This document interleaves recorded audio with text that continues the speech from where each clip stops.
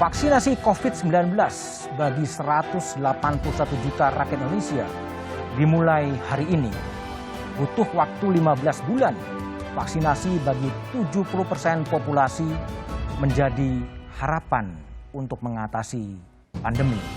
Meski vaksin telah melalui kajian dan studi, penolakan di masyarakat masih terjadi. Meyakinkan warga negara, begitupun pemenuhan ratusan juta dosis vaksin, ini menjadi tugas besar yang harus dilalui. Lantas, bagaimana pemerintah mengatasi berbagai persoalan untuk menyukseskan vaksinasi? Inilah Satu Meja The Forum berharap pada vaksin.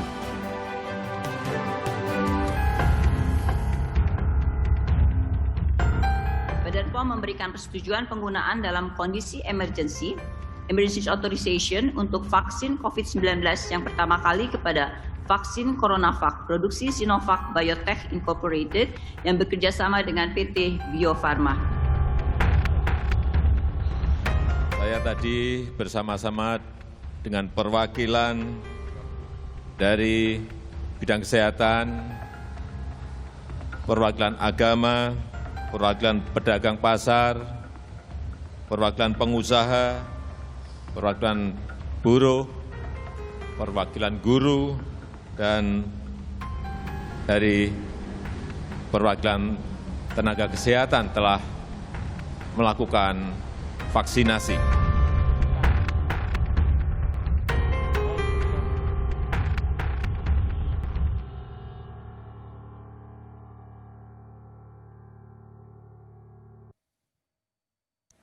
Telah hadir bersama saya di Studio 1 Menara Kompas, Menteri Kesehatan Budi Gunadi Sadikin. Malam Pak Menteri. Selamat malam. Ya, meskipun kita dalam satu ruangan, tetap menggunakan masker dan kemudian jaga jarak. Pak Budi, terima kasih atas kehadirannya. Saya tahu Bapak sangat sibuk sejak pagi, mulai vaksinasi, kemudian ketemu DPR, dan sekarang berada di Satu Meja. Masih linu, Pak Menteri? Setelah divaksin? Masih ada rasanya di lengan. Masih ada rasa lengan? Masih ada rasanya di lengan. Tapi hanya di lengan aja kan? Rasanya di lengan aja. Oh, nggak ada perasaan-perasaan lain? Nggak ada perasaan, mudah-mudahan hilang nanti malam. Ya. Hilang nanti malam, oke. Jadi vaksin itu aman ya, pengakuan testimoni dari Pak Menteri bahwa hanya ada sedikit rasa nyeri di lengan. Pak Menteri, memang hari ini menjadi hari bersejarah sebetulnya. Presiden menjadi orang pertama di Republik ini yang menjalani vaksinasi.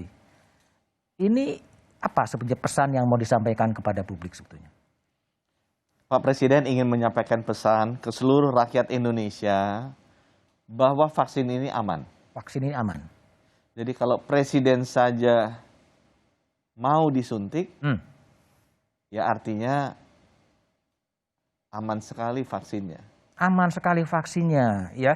Tapi tadi waktu Pak Menteri bertemu dengan Komisi 9 DPR, saya lihat komen-komen di YouTube ya, komen-komen di YouTube yang muncul adalah isu vaksin masih diperdebatkan di DPR, tetapi kemudian presidennya kemudian sudah divaksin, nggak khawatir kalau ada apa-apa gitu terhadap pemimpin bangsa yang divaksin pertama kali. Saya sih yakin tidak. Kenapa? Yang pertama, vaksin ini kan sudah mengikuti clinical trial 1, 2, 3, ada di listnya WHO. Isu keamanan sebenarnya sudah selesai di clinical trial 1 dan 2. Kalau dia tidak aman, nggak mungkin bisa masuk ke clinical trial 3. Clinical trial 3 juga sudah jalan di 3 negara, di Turki, di Indonesia, di Brazil. Tidak ada laporan buruk mengenai hal-hal yang terjadi di 3 negara tersebut. Malah di Indonesia yang kita bisa lihat dari jarak dekat ya, selama 3 bulan diuji, itu sangat lancar jalannya. Dan yang terakhir, ya kita percaya sama ahlinya. Percaya sama ahlinya. BPOM sudah melakukan review yang mendalam mengenai vaksin ini dan sudah menyatakan bahwa vaksin ini aman dan manjur untuk dipakai. Tapi bukankah ada juga mitigasi risiko kalau memang terjadi sesuatu terhadap Presiden, termasuk Pak Menteri sendiri yang ikut divaksin gitu? Mitigasi risiko, maksudnya kalau ada apa-apa gitu. Demam atau kemudian ada apa-apa gitu? itu waktu kita clinical trial 3, sebenarnya dicek tuh semua efek sampingnya. Jadi apa demam, apa pegel, apa kemudian mual-mual, buang air besar, itu semuanya ada. Nah, dari data empiris ini, di semua lokasi tempat clinical trial 3 itu dilaksanakan, sebenarnya vaksin dengan jenis inactivated virus, ini kan vaksinnya vaksin kuno sebenarnya, teknologinya kuno, itu termasuk vaksin yang dampak ikutannya, kipinya, itu paling mild, paling lunak. Paling lunak. Paling lunak. Oke. Itu kan memang yang dipakai Sinovac ya, karena belum ada vaksin yang lain yang masuk ke Indonesia ya. Betul. Apakah kemudian seperti Pak Wakil Presiden Kiai Ma'ruf gitu, dan itu juga termasuk dalam program yang akan divaksin dengan usia yang lanjut atau gimana? Vaksin yang Sinovac masuk memang disarankan oleh ITAGI ke BPOM dan kami itu untuk rentang usia 18 sampai 59 tahun. Oke. Kenapa demikian? Karena uji klinis tahap 3-nya di Bandung seperti itu. Untuk informasi teman-teman, Sinovac yang di Brasil itu diuji sampai di atas 60 tahun. Jadi artinya mereka bisa dipakai di Brasil untuk usia di atas 60. Oke. Di Indonesia selain Sinovac, kita kan sudah akan datang beberapa jenis vaksin lagi kan.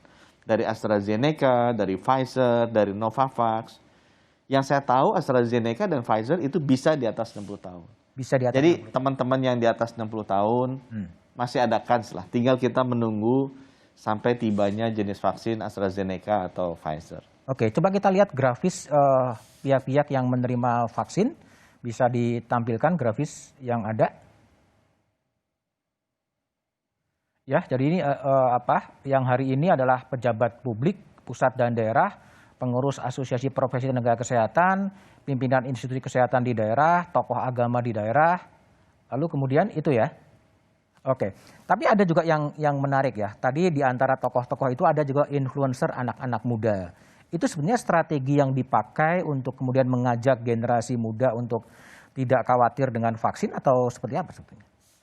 Memang ini lebih strategi Bapak Presiden kan. Bapak Presiden kan pengalamannya mengurus negara ini udah jauh lebih lama lah dan pengalaman dibandingkan saya.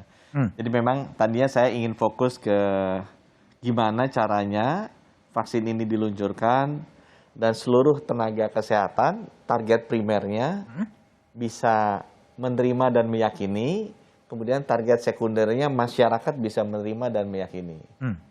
Nah, insting aja Bapak Presiden saya rasa sadar bahwa rakyat Indonesia kan banyak yang muda-muda ya usianya. Banyak yang muda-muda. Sehingga dia pilih tokoh yang memang populer di golongan usia muda di Indonesia.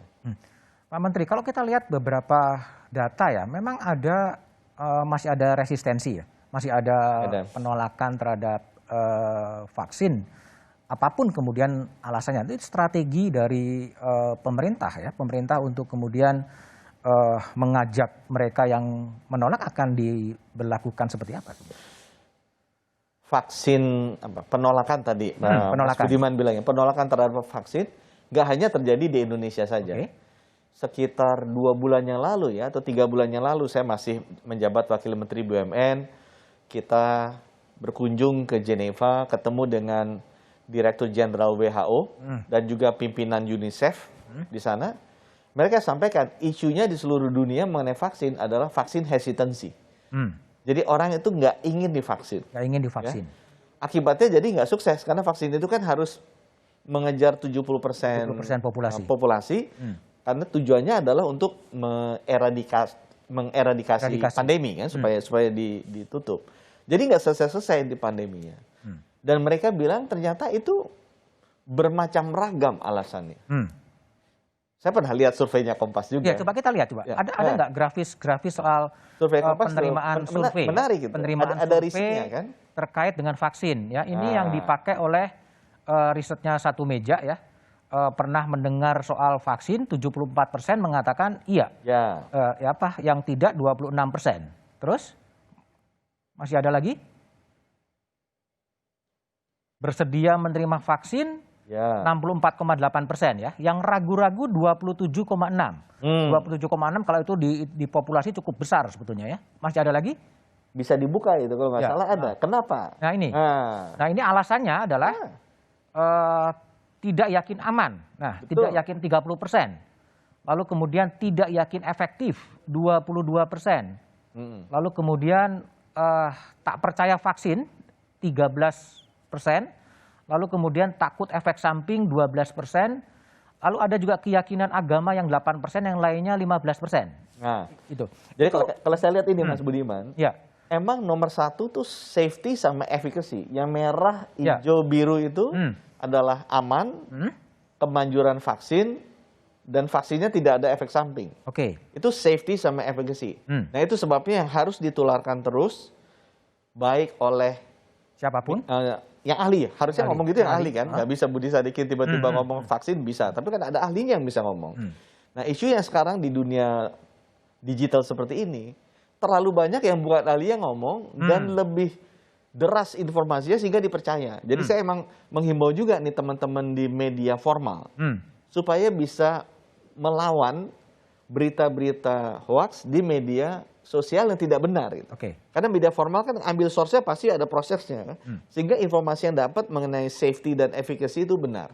Kalau safety dan efficacy-nya itu sudah sampai diterima rakyat, itu udah menjawab sebagian besar dari masalah itu. Tapi bukankah 70%. orang-orang yang seperti Pak Menteri, Pak Presiden, Pak Panglima, Pak Kapolri yang sudah kemudian divaksin dan kemudian sampai 14 hari everything is okay, itu kan sebenarnya testimoni yang mengatakan nggak ada masalah dengan itu semua. Itu makanya salah satu idenya adalah menampilkan mereka. Oke. Sehingga itu bisa menunjukkan secara langsung, testimoni secara langsung, bahwa orang-orang tertinggi di negara kita sendiri sudah merasa bahwa ini aman dan manjur. Gitu. Safety-nya ada, efficacy-nya juga ada. Kalau kembali kepada SOP-nya, setelah Presiden hari ini divaksin, kemudian akan vaksin kedua kapan itu? Rencananya besok dan lusa itu akan dilakukan direplikasi di 34 provinsi. 3 gubernur-gubernur ya? Gubernur-gubernur, kepala daerah itu divaksinasi untuk memberikan pesan yang sama. Oke. Kalau tadi ada faktor juga keraguan ya, masih ragu-ragu itu, gimana kira-kira strategi pemerintah untuk mengconvince ya publik agar vaksin adalah memang bukan obat, tetapi memang itu untuk kemaslahatan bersama sebetulnya. Jadi satu, memang setelah melihat bahwa masalahnya di safety dan efficacy, kita harus berikan informasi yang lengkap dan benar. Oke. Dan itu kami butuh media juga untuk menyampaikan berita ini secara lengkap dan benar. Kami butuh orang-orang yang mengerti untuk lebih berani bicara dan diajak oleh media formal untuk bicara sehingga mereka bisa menyampaikan berita itu dengan baik dan benar. Oke. Mengalahkan yang berita-berita yang tidak benar. Yang sekarang yang beredar tuh banyak sekali berita yang tidak benar. Kan? Nah yang kedua, kami juga memberikan contoh. Lebih kuat dari narasi kan contoh itu. Karena orang bisa melihat, meneladani, dan masuk ke kepala dia, oh orang ini aja kok mau. Kalau orang ini mau kan artinya aman. Dan yang ketiga yang paling susah karena kemauan itu kan dari dalam hati. Jadi kita mesti menyentuh hatinya lah. Saya suka bilang ke teman-teman gini. Tadi juga waktu di rapat dengan pendapat dengan teman-teman di DPR. Vaksin itu banyak orang melihat itu untuk melindungi diri kita. Oke. Banyak yang lihatnya gitu. Padahal sebenarnya vaksin itu tujuan utamanya bukan itu. Melindungi sesama. Dia bukan hanya melindungi diri kita. Dia dipakai melindungi anak dan keluarga kita. Dia bisa melindungi tetangga-tetangga kita, melindungi seluruh rakyat Indonesia, dan seluruh umat manusia di dunia. Oke. Jadi ada purpose-nya, ada ideologisnya sebenarnya dengan vaksinasi ini. Oke. Ini kita memberikan kontribusi ke manusia. Oke. Jadi nggak bisa dilihat, oh ini hanya buat diri saya sendiri. Saya mau atau nggak mau buat diri saya sendiri. Nggak gitu. Vaksin itu bukan satu yang individualistik. Ini bukan sesuatu yang egois. Vaksin ini sesuatu yang sifatnya sosialis. Ini komunal. Ini proteksi kita bersama, bukan proteksi diri sendiri. Oke. Kalau gini, Pak Menteri, kalau kan Pak Menteri mengatakan bahwa vaksin ini akan selesai 15 bulan, ya. Tapi kan Pak Presiden kan maunya cepat, ya. Kalau bisa setahun bisa selesai. Bahkan Pak Gubernur Ridwan Kamil mengatakan kalau bisa lebih cepat, lebih baik. Nah, strategi untuk mempercepat proses vaksinasi sehingga tercapai herd immunity itu seperti apa? Tapi jawaban Pak Menteri setelah jeda berikut ini.